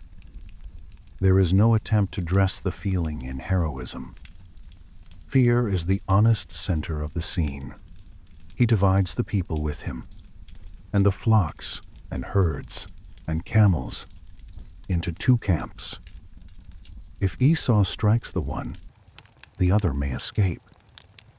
It is practical, cold, and sensible, the kind of strategy a man chooses when he is responsible for too many lives to indulge brave fantasies. Yet it is also heartbreaking. Hope has been reduced to division of loss. Survival now means perhaps not everyone dies. Then Jacob prays. This prayer sounds different from his earlier voice. He is no longer bargaining at Bethel like a man testing the shape of trust. Here he sounds broken open by necessity. O God of my father Abraham, and God of my father Isaac, you told me to return, and I am not worthy of the least of all the steadfast love and all the faithfulness you have shown your servant. I crossed this Jordan with only my staff, and now I have become 2 camps. Deliver me, please, from the hand of my brother, from the hand of Esau, for I fear him. I think this may be the first fully unguarded prayer we hear from Jacob. He names his fear plainly. He names his unworthiness plainly. He remembers poverty. Only my staff. He sees increase. 2 camps. He remembers promise and sets it before God, not as manipulation this time, but as plea. You said you would do me good and make my offspring like the sand of the sea. It is an old covenant brought into a night of trembling. After prayer comes action, because Jacob is never only contemplative. He chooses gifts for Esau. Goats, sheep, camels with their young, cows, bulls, donkeys. The generosity is strategic and almost liturgical in its sequence. He arranges the animals in droves, separated one from another, with instructions to the servants about what to say when Esau meets them. They belong to your servant Jacob. They are a present sent to my lord Esau. Behold, he is behind us. Wave after wave of gift. One could almost call it choreography of appeasement. Jacob thinks, perhaps I may appease him with the present that goes ahead of me, and afterward I shall see his face. Perhaps he will accept me. That repetition of perhaps reveals everything. He is doing all that can be done, and still he does not know if any of it will matter. There are hours in life when one has planned as carefully as possible and remains no less helpless for it. This is such an hour. Night falls. This night is one of the great nights of Scripture, one of those dark spans in which human identity itself becomes unstable under pressure. Jacob takes his 2 wives, his 2 female servants, his children, and sends them across the ford of the Jabbok. The water moves in darkness, catching only a little light where moon and stars manage to touch it. He sends his possessions across as well. Animals, servants, goods, the whole vulnerable evidence of his life. Then he remains alone. Alone is the necessary word. No mother now. No father. No Rachel. No Leah. No sons around him. No servants to arrange and instruct. Just Jacob, on the far side of all his preparations, finally stripped back to himself. There are moments in life when strategy can carry you no farther, when every gift has been sent, every speech prepared, every possible plan made, and still the real struggle has not yet begun. This is that moment. A man wrestles with him until the breaking of the day. The story never fully domesticates this figure. A man. Later, Jacob will say he has seen God face to face. Tradition has turned the mystery in many directions. Angel, divine messenger, God in veiled form. The ambiguity is part of the power. What matters immediately is contact, struggle, flesh against flesh in the dark. If you slow the scene down, it becomes almost unbearable in its intimacy. The river nearby, cold earth underfoot, breath tearing in and out of the chest, hands grasping cloth, shoulder, arm, the scrape of sandals in dirt, sudden weight, sudden reversal, strain without speech, the sky still black above them, the camp across the water sleeping or waiting, the future with Esau not yet arrived, and yet somehow already concentrated into this single contest. When the man sees that he does not prevail against Jacob, he touches his hip socket, and Jacob's hip is put out of joint. The detail is small and enormous. Not a blade, not a shout, a touch, enough to wound him permanently. Jacob will not leave this encounter unchanged. The body remembers what the soul undergoes. That is one of the deepest truths in the whole story. Turning points are often carried in the flesh. Still he clings. Let me go, for the day has broken, says the man. But Jacob answers, I will not let you go unless you bless me. There he is again. Jacob the grasper. Jacob, the one who cannot stop reaching for blessing. Yet now the reaching feels different.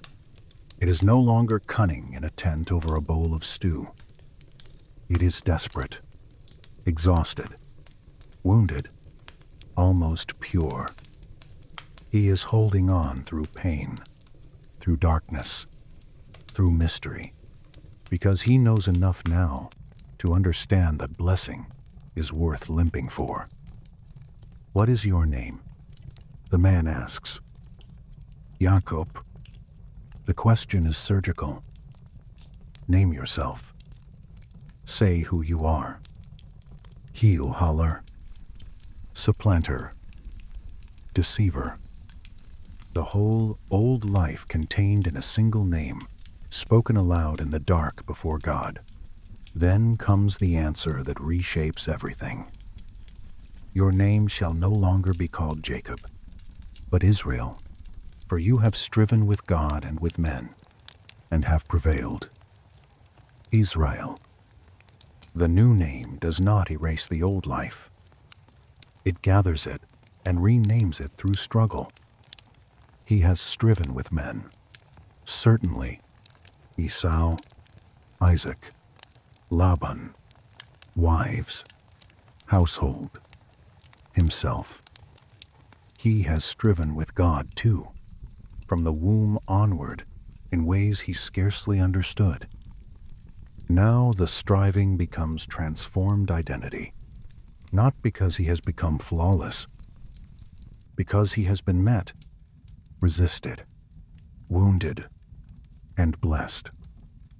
Jacob asks for the other's name. The answer is evasive. "Why do you ask my name?" Yet he is blessed there. That is enough. He names the place Peniel, for I have seen God face to face, and yet my life has been delivered. Then the sun rises. That sunrise is one of the quiet marvels of the text. The night struggle ends. Light spills across the river country, and Jacob limps. That matters deeply. He moves toward Esau with a blessing and a wound. He is no longer the smooth, clever younger brother slipping through a room in borrowed clothes. He is marked now, slowed, broken in one place and strengthened in another. Transformation in these stories is rarely tidy. It usually leaves a limp. And still Esau is coming. Jacob arranges the company carefully. Servants and their children first. Leah and her children next.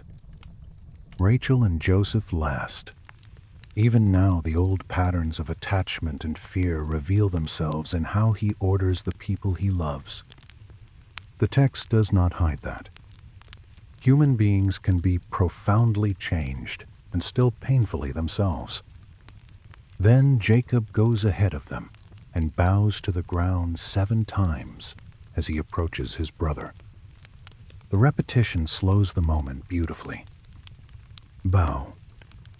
Rise. Step. Bow again.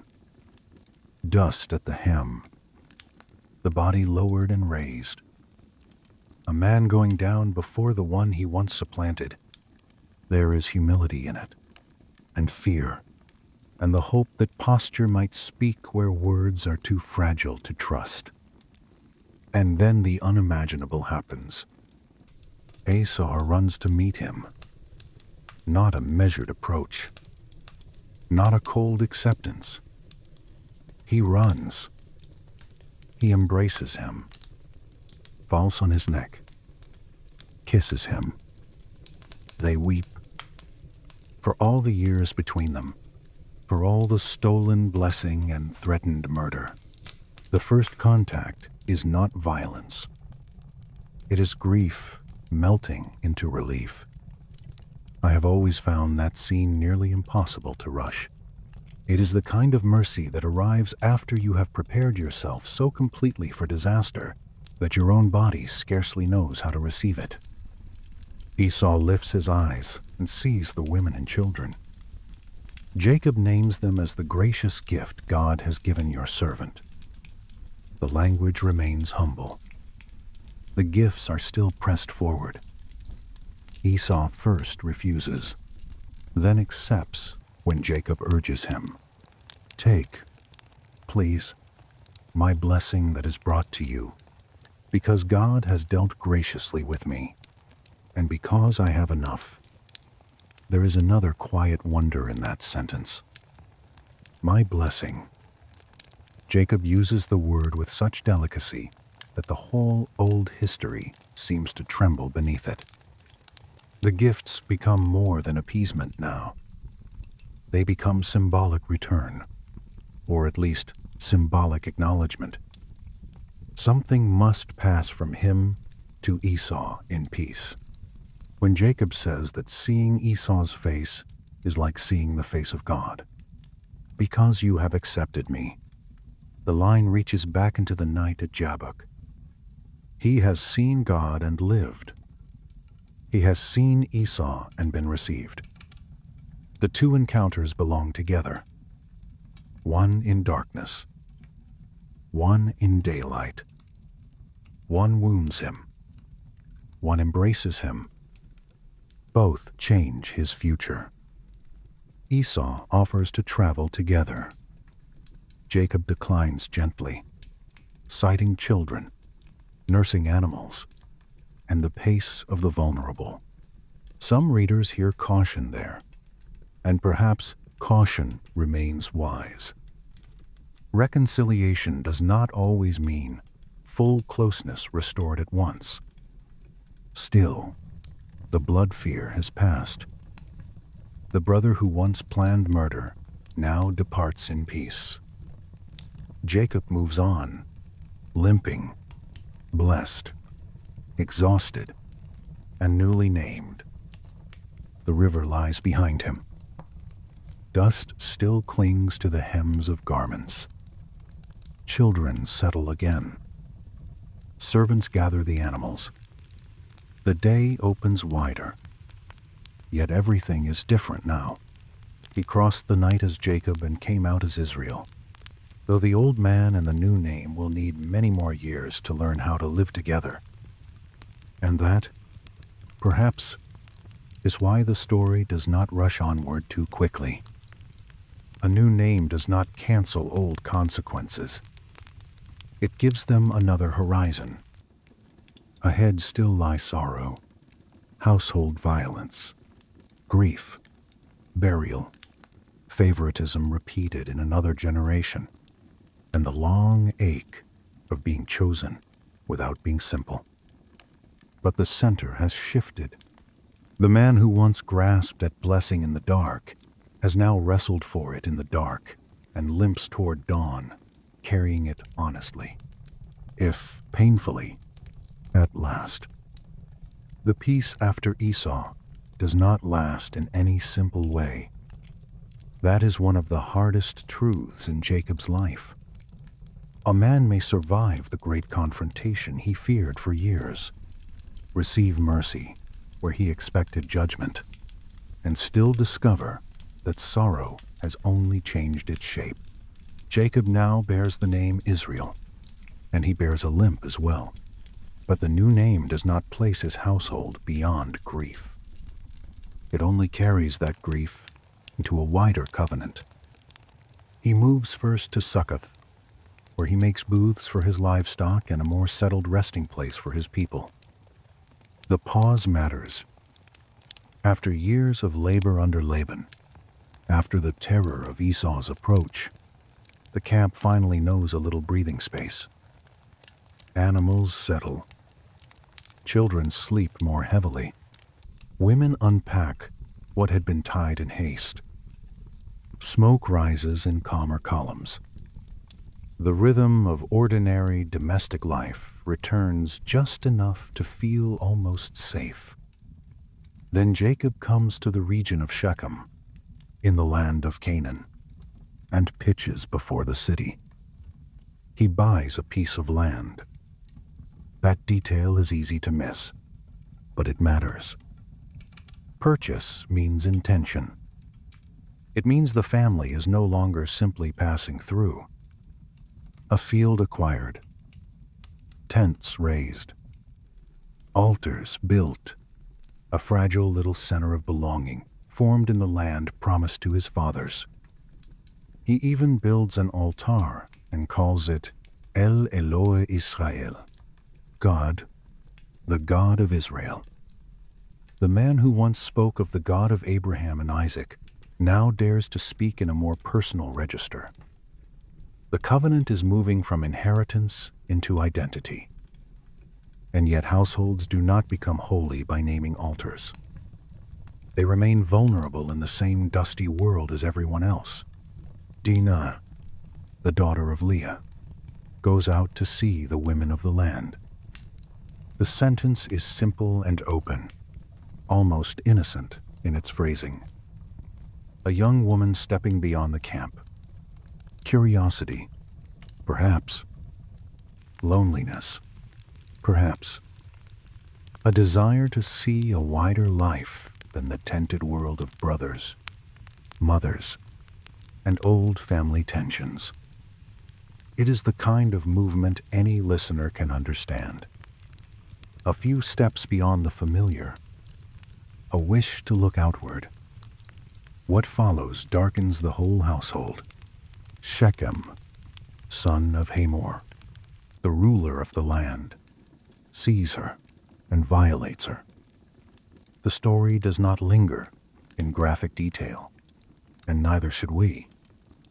It is enough to say that a boundary is broken and a wound enters the family that cannot be undone. Then comes the disturbing complication. Shechem speaks tenderly to Dinah afterward. His soul clings to her. He wants to marry her.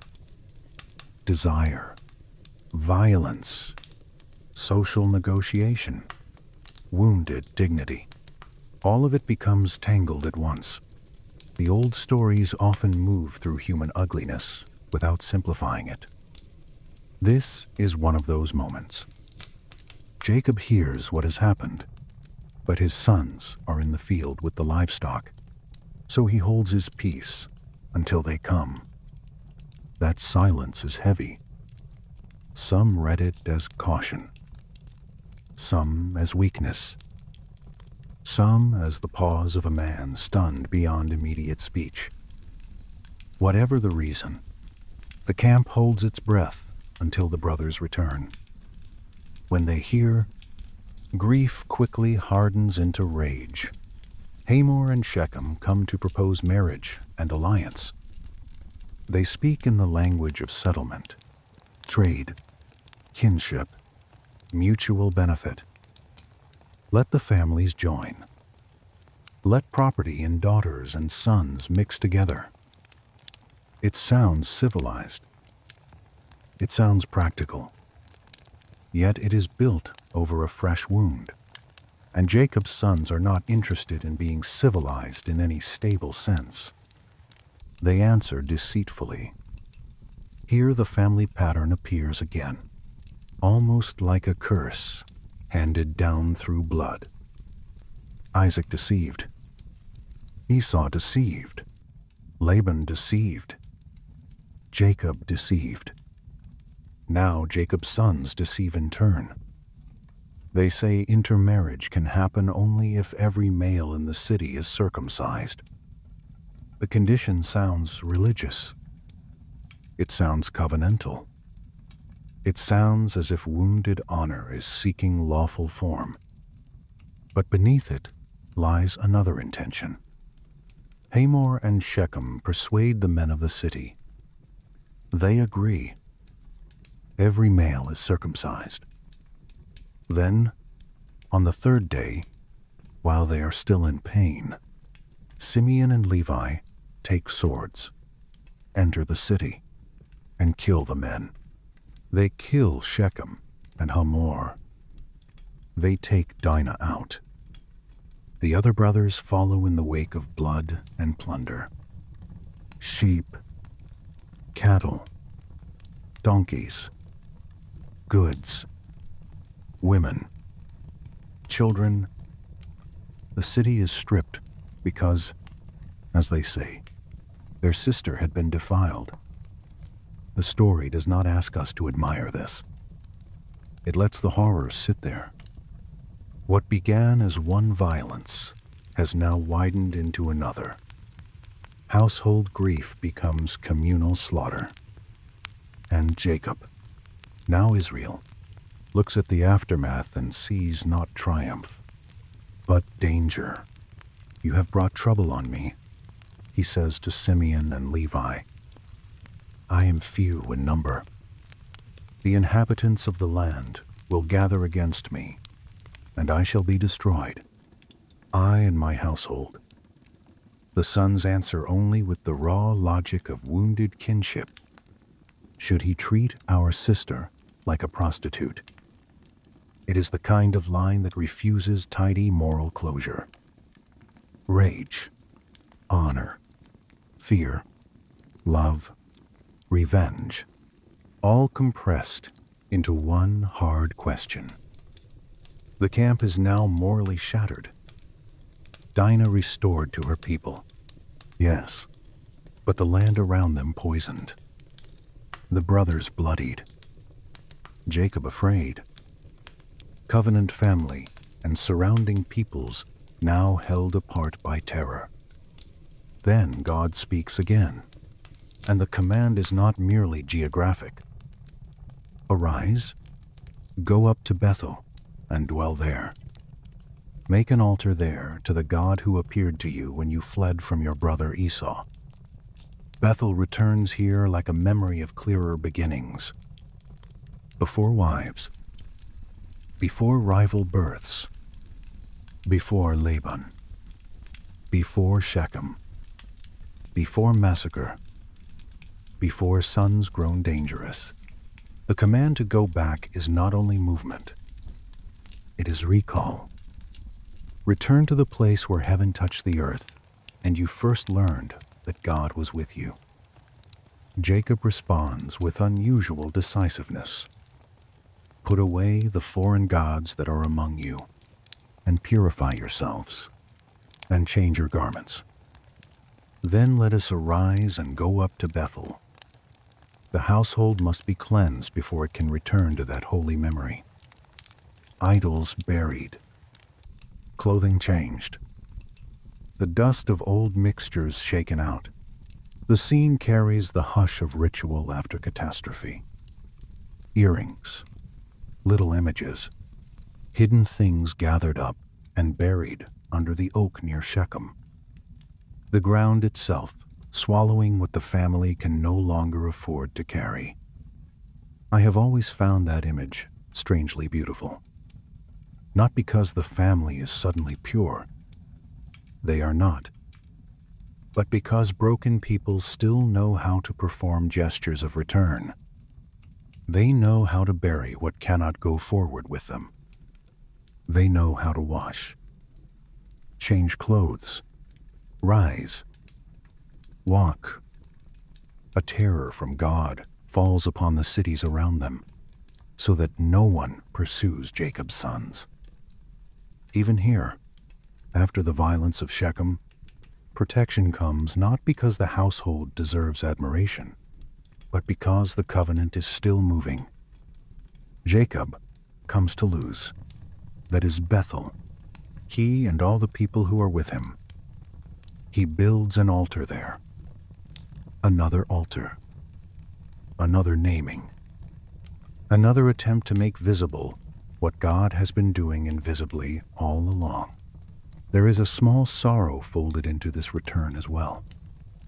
Deborah, Rebekah's nurse, dies and is buried beneath the oak below Bethel. The notice is brief, almost easy to miss, but it carries a quiet ache. Deborah belongs to the older world, the world of mothers, departures, early household memory. Her death is like the fading of another piece of Jacob's first life. The oak receives her, and the story moves on, but not untouched. God appears again and blesses him. Your name is Jacob, but you shall no longer be called Jacob. Israel shall be your name.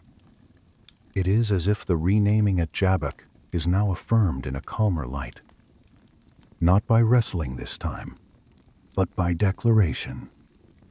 The covenant expands around it. A nation and a company of nations shall come from you. Kings shall come from your own body. The land given to Abraham and Isaac, I will give to you and your offspring.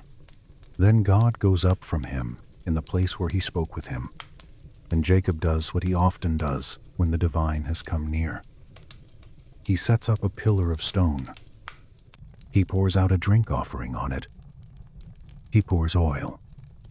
Stone, oil, memory. The old vocabulary returns. This is how Jacob marks holy contact. Not with elegant architecture, but with upright stones and poured remembrance. From Bethel they journey on, and another sorrow waits on the road. Rachel goes into labor. The road is still before them. The household is still moving. Dust still rises from animals and sandals. Then the pains come hard. There is no comfortable room prepared, no settled place, only the rough urgency of childbirth on the way. The midwife speaks what comfort she can. Do not fear, for you have another son. The child is born, but Rachel's life is leaving as his begins. In her dying breath, she names him Ben-Oni, son of my sorrow. Jacob renames him Benjamin, son of the right hand. The two names hover over the child like twin shadows. Grief and strength, loss and favored nearness. Rachel dies on the road and is buried there. Jacob sets up a pillar over her grave. Another stone, another marker, another place where love and loss become fixed in the land. If you slow that moment, it becomes almost unbearably still. The camp halted. Women moving softly. The new baby breathing his first small breaths. Rachel's face growing quieter. Dust settling on the roadside. A husband who once worked 14 years for this woman, now standing over a grave cut into the journey itself. The road goes on. It always does. But from then on, it passes through Rachel's absence. Israel journeys on again and pitches his tent beyond Migdal Eder. And then, without fanfare, another wound. Reuben, his firstborn, lies with Bilhah, his father's concubine. The text gives it almost with chilling brevity. Israel heard of it. That is all. No speech, no scene of confrontation here. Just hearing.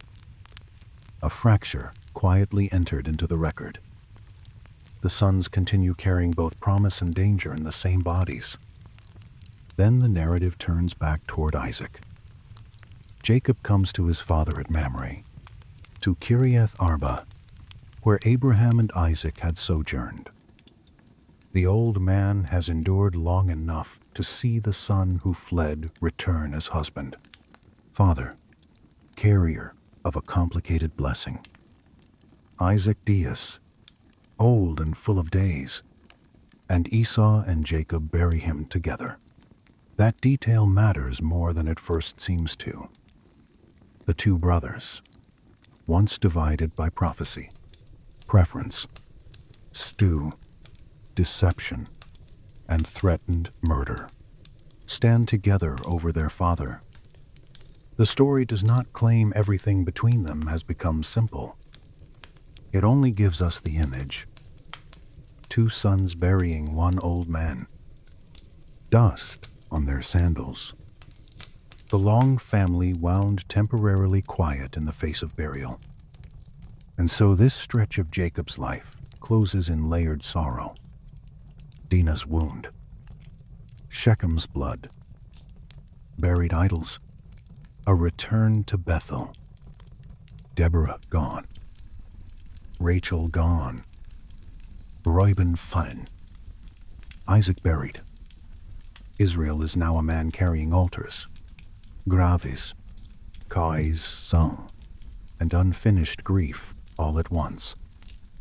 The covenant has not failed, but it has moved through a house so human that it sometimes seems barely able to hold it. The camp continues, because it must. Children grow. Sons harden into men. Memories settle into the texture of daily life. The pillar over Rachel remains behind them on the road. The altar at Bethel remains.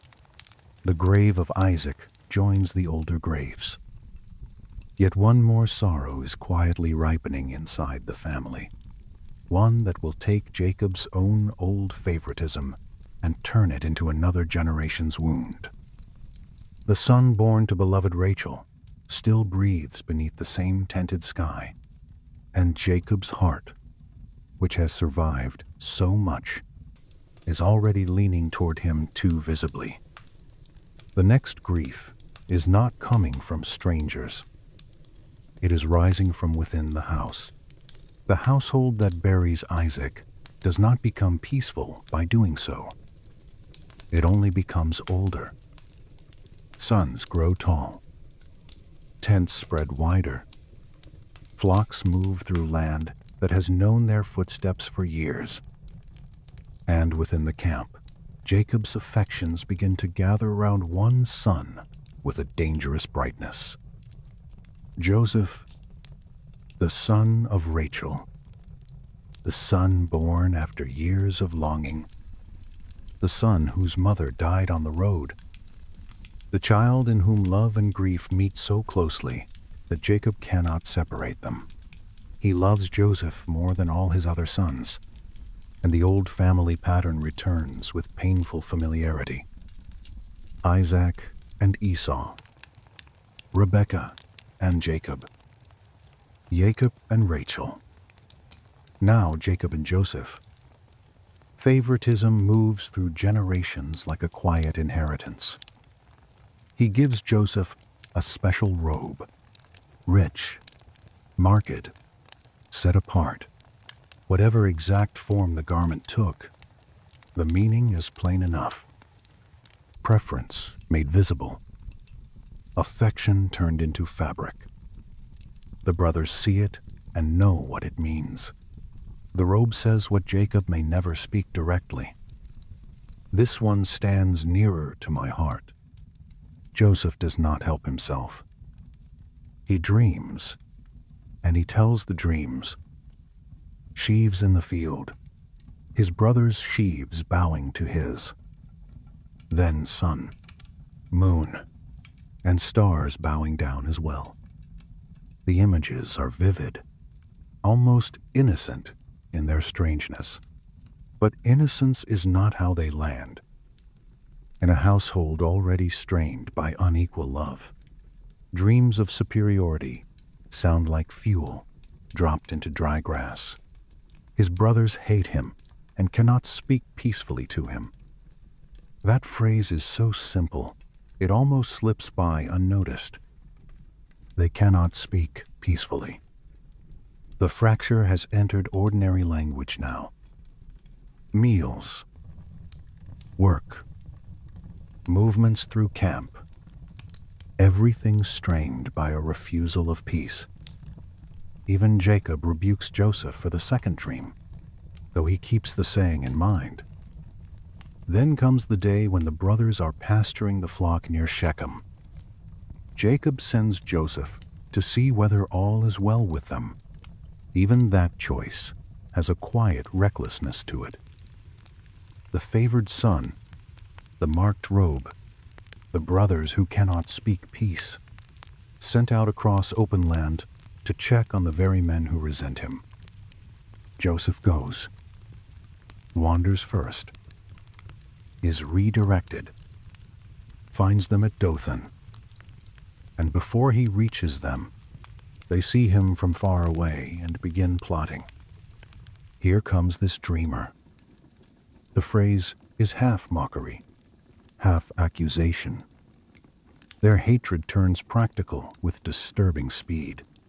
"Let us kill him," they say, "and throw him into one of the pits. Then we will say a fierce animal devoured him. Then we will see what becomes of his dreams." Reuben hears and intervenes, enough to turn murder toward delay. "Shed no blood. Throw him into the pit." He hopes to return later and rescue him. But the household keeps producing mixed motives. Brothers capable of hatred. One brother trying to save, but quietly. Joseph arrives. They strip him of the robe. That matters. The garment comes off first, as if love itself must be torn from him visibly before the rest can happen. Then they throw him into a pit. The pit is empty. No water in it. Only depth. Stone. Hecho. And the knowledge that those above have chosen not to be brothers for the moment. I have always found one detail here especially chilling. They sit down to eat. The brother is in the pit, and the meal proceeds. Bread in hand. Dust moving over the plain. A life hanging in silence below ground, while ordinary appetite continues above it. Human beings can become frighteningly calm once they have convinced themselves another person's pain is useful. Then a caravan appears, traders moving toward Egypt with gum, balm, and myrrh. Judah speaks now. "What profit is there if we kill our brother and conceal his blood? Let us sell him." Again, the old family genius for compromise and evil. Less blood on the hands. More money in the purse. The brothers lift Joseph from the pit and sell him for silver. The favored son disappears into the moving world of trade. Then comes the robe again. They slaughter a goat and dip the garment in blood. Blood on cloth. A story prepared. A father to be deceived. It echoes the old goatskins and old lies of Jacob's own youth with almost unbearable force. The deceiver will now be deceived through a garment marked by animal life. They bring the robe to Jacob and let him identify it himself. "This we have found. Please identify whether it is your son's robe or not." Your son's robe. They do not say our brother's robe. Jacob recognizes it. A fierce animal has devoured him. Joseph is without doubt torn to pieces. The old man's grief opens at once. He tears his garments, puts sackcloth on his loins, mourns for his son many days. All his sons and daughters rise to comfort him, but he refuses to be comforted. "I shall go down to Sheol to my son." Mourning. That refusal matters. Grief becomes the climate of his old age. The son sold into Egypt becomes, in the father's heart, the dead son whose absence keeps speaking through every day. And yet Joseph is not dead. In Egypt he is sold into the house of Potiphar. Life continues in another country, while grief hardens in Canaan. Years pass. Then famine comes. The famine shifts private sorrow into public necessity. Grain becomes more urgent than grief, because without grain the whole household will fail. Jacob hears there is food in Egypt and sends his sons there to buy. Benjamin, Rachel's other son, he keeps back. The old pattern persists. Joseph gone. Benjamin guarded too closely. The brothers go down to Egypt and stand before Joseph without knowing him. He knows them at once. the dreamer grown powerful. The brothers bowed low. Yet Joseph does not reveal himself immediately. The story makes room for testing, consult, and the long, painful work required before a broken family can bear truth. Simeon is kept behind. Benjamin is demanded. The brothers return to Jacob with grain and worse news. The ruler of the land will not see them again unless the youngest brother comes. Jacob's anguish spills out. Joseph is no more. Simeon is no more. And now you would take Benjamin. All this has come against me. But famine remains. Hunger does not respect emotional stalemate. Judah finally speaks with the steadier voice the moment requires. Send the boy with me. I will be a pledge for him. If I do not bring him back, let me bear the blame forever. There is weight in Judah's change here. He was once the brother who proposed profit in Joseph's sale. Now he becomes the one willing to stand in another brother's place. Jacob yields at last. Gifts prepared. Double money packed. A father's blessing spoken over sons leaving again toward the country that already holds too much grief. May God Almighty grant you mercy before the man. In Egypt, the testing reaches its end. Judah offers himself in place of Benjamin. The brothers stand exposed not merely by circumstance now, but by the slow work of conscience and altered love. Joseph can no longer restrain himself. He sends the Egyptians out and reveals who he is. I am Joseph. Is my father still alive? The question pierces everything. The brothers are dismayed. Joseph draws them near. I am your brother, whom you sold into Egypt. And then, astonishingly, he speaks not first in vengeance, but in providence. Do not be distressed or angry with yourselves, because you sold me here, for God sent me before you to preserve life. That does not erase evil. It places evil inside a larger mercy without calling it good. Joseph has suffered. The brothers have sinned. Famine is real. Yet somehow the covenant has not been broken. It has moved through betrayal and come out in preservation. Carts are sent. News travels back to Canaan. Joseph is still alive, and he is ruler over all the land of Egypt. At first, Jacob's heart becomes numb, because he does not believe them. Then he sees the carts Joseph has sent, and the spirit of Jacob revives. It is enough. Joseph, my son, is still alive. I will go and see him before I die.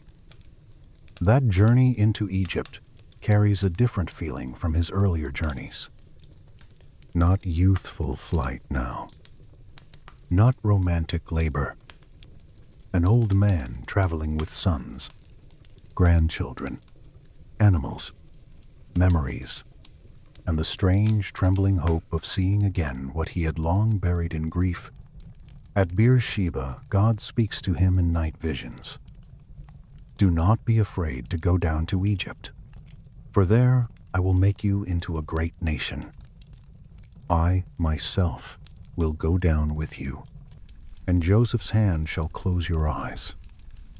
Then comes the reunion. Joseph harnesses his chariot and goes up to meet his father in Goshen. He presents himself and falls on his neck and weeps on his neck a long time. Years of grief finally break into touch. Jacob says, "Now let me die, since I have seen your face and know that you are still alive." Jacob comes before Pharaoh and blesses him. When asked about his years, He answers with unforgettable melancholy. The days of the years of my sojourning are 130 years. Few and evil have been the days of the years of my life. He has known blessing, yes, but also deceit, exile, fear, burial, and the long wound of Joseph's absence. 17 years pass in Egypt. Then Jacob feels his death drawing near and calls Joseph to swear that he will not bury him in Egypt, but carry him back to the cave of Machpelah with Abraham and Isaac. Even in comfort, his heart remains tied to the promised ground. Joseph brings his sons, Manasseh and Ephraim, and Jacob blesses them. His eyesight is dim now, like Isaac's once was. Jacob crosses his hands, placing the right on the younger Ephraim and the left on the older Manasseh. Joseph tries to correct him, but Jacob refuses. I know, my son, I know. Again the younger over the elder, but now spoken with calm awareness instead of hidden deceit. Then Jacob gathers all his sons and speaks over them. The blessings are not soft farewells. They are sharp, poetic, prophetic, full of memory and future. Reuben, unstable as water. Simeon and Levi, instruments of violence. Judah, praised by his brothers. Joseph, a fruitful bough. Benjamin, a wolf. Each son named inside both his story and his destiny. When he has finished commanding them, he draws up his feet into the bed and breathes his last. He is gathered to his people. The mourning in Egypt is large. Joseph falls on his father's face and weeps. Then the funeral procession travels back to Canaan. Chariots, officials, household, Esau, servants, grief so large it leaves a mark on the land it passes through. Even in death, Jacob carries both worlds with him, the covenant household and the empire that fed it. They bury him in the cave of Machpelah, with Abraham and Sarah, Isaac and Rebekah, Leah too. Rachel remains on the road, but Jacob goes to the ancestral cave. The story closes around stone again, around burial, around land, around memory fixed in place. And the final shape of his life becomes clear in the hush after burial. Jacob began as a heel, grabbing younger son, hungry for blessing and willing to reach badly for it. He became exile, dreamer, lover, deceived husband, father, labori, striver, limping patriarch, grieving old man, and finally Israel, the one who wrestled and endured. The covenant did not move through a polished hero. It moved through a wounded man whose flaws were never hidden and whose blessing was never simple. That is what makes his story linger so strangely at night. He is chosen, but not gentle. Blessed, but not spared. Renamed, but not emptied of sorrow. He spends his whole life being carried by promises larger than his own character. And somehow that does not diminish human responsibility. It makes it more haunting. So let the household go quiet now. Let the cave in Hebron hold its dust. Let the Egyptian mourning fade into distance. Let the tents of Canaan, the fields of Haran, the ford of Jabbok, the road where Rachel died, the pit that swallowed Joseph, the throne room of Pharaoh, and the bed where Jacob crossed his hands all settle into one long dim memory. A life of deception and loss did not end in triumph exactly. It ended in blessing spoken through a limp, through tears, through burial, and through the stubborn faithfulness of a God who would not let go. Good night.